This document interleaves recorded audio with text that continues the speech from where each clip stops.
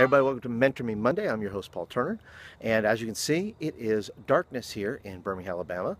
And I am coming to you under the cloak of darkness to talk about the lonely times of leadership.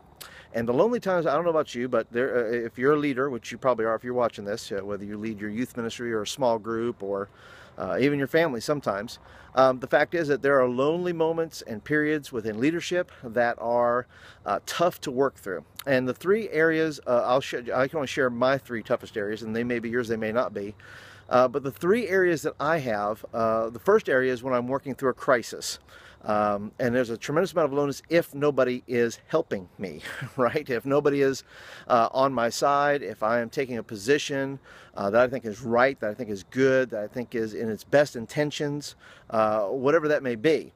But we also find that in a crisis situation, that when everybody else is against us, it's a very lonely place. I hope I don't try myself to not find myself there too much, because I don't want to be contrary, to everything that's going on. I want to be able to find a way to mediate, and I want to find a way to compromise, and I want to do those things. But there are certain places in life that you just can't do that with. And Jesus, I think, refused to do that. I think there was a lot of times that he had to just go away. Those times in Scripture where he had to go away and say, look, I got to go pray and be alone with the Father, because the Father's the only one that's on my side right now. He's the only one that is for me and not against me at this point. And so I got to be with him. The second area that I find that is most lonely for me is when I have a vision that I can't seem to communicate.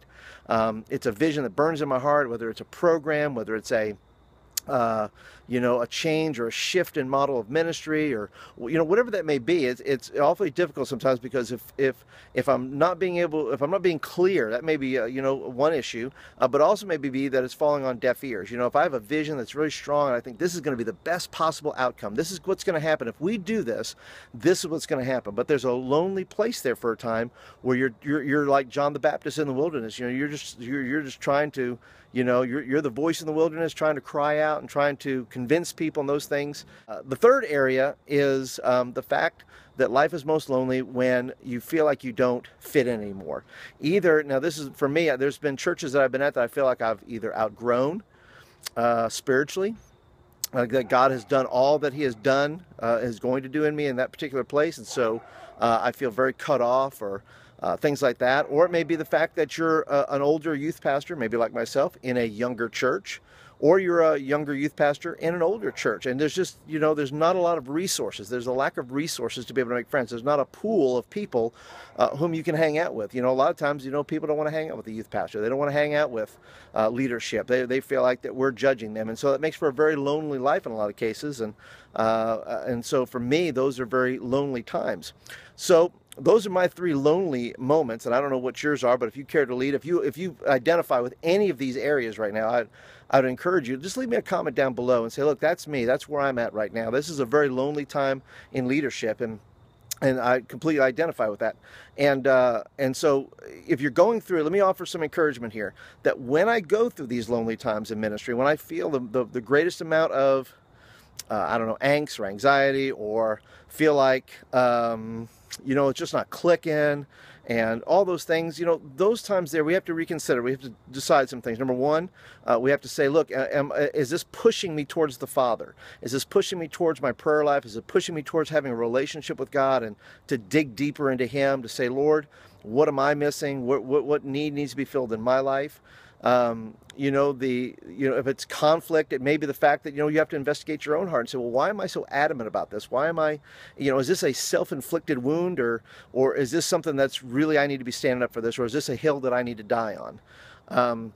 The second thing that would come of this, I would think, at least for me, is that I've noticed that during those times and periods where I'm trying to get a vision across, it may be that I'm not very clear about it. And I have to clarify and wait and be patient for that vision to be realized. I have to say, okay, I have to wait. I have to quit banging that drum. I'm going to wait until the people are ready. Maybe God needs to move some people out of the way.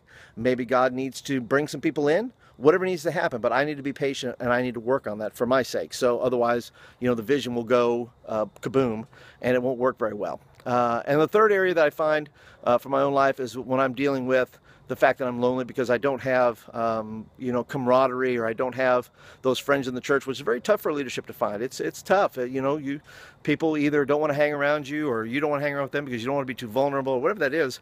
I have to ask myself, say, Lord, you bring me the people that needs to be in my life. Let me encourage you. I do this now. I found youthmin.org is a great Facebook site, but they also have a chat time on Thursdays and Tuesdays. I'm going to put the link down below to all that and the information about that, where you can get online and talk with other youth workers like yourself, and really find a connection there and a bond with those people, that and be able to air your stuff out and share your heart. I want to encourage you right now, if you are feeling that way, know this, that after I shut this video off, I'm going to pray for you. I hope you'll pray for me, because there are seasons and times where there's loneliness in leadership, but Jesus identifies with that, and we can identify with Jesus, and Jesus can identify with us because of that situation. So anyway, thanks for joining me today for the Mentor Me Monday here today. If you are brand spanking new, thank you for joining me today. I hope that you got something from this, and if you did, and you'd like more videos like this in your inbox, please hit the subscribe button right there. That'd be great, and you'll get videos like this in your inbox. If you're a regular, thank you so much. I would love to hear from you, and please leave me a message down below. Maybe these identify with you, maybe you don't identify with any of these, and you have a whole new issue of about loneliness and leadership, and I'd love to hear from you. So anyway, thank you for joining me today for the Mentor Me Monday, and I'll see you guys tomorrow on the Tuesday Panic.